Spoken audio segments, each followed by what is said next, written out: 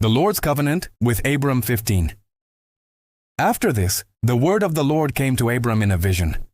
Do not be afraid, Abram. I am your shield, your very great reward. But Abram said, Sovereign Lord, what can you give me since I remain childless, and the one who will inherit my estate is Eliezer of Damascus?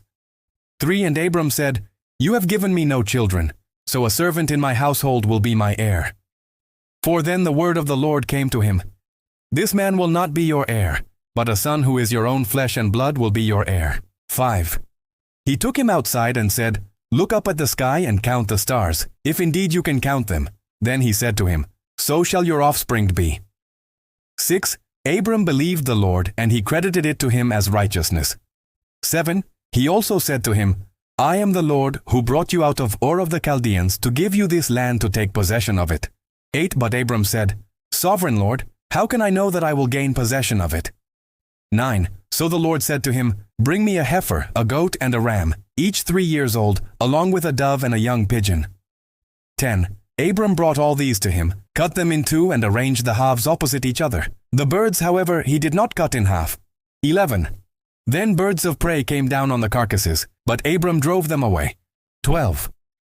As the sun was setting, Abram fell into a deep sleep, and a thick and dreadful darkness came over him.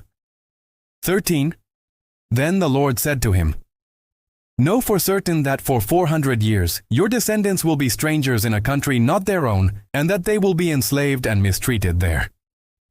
14. But I will punish the nation they serve as slaves, and afterward they will come out with great possessions.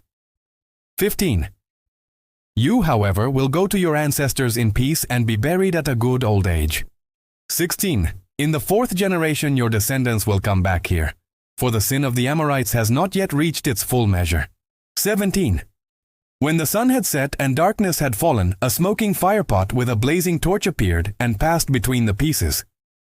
18.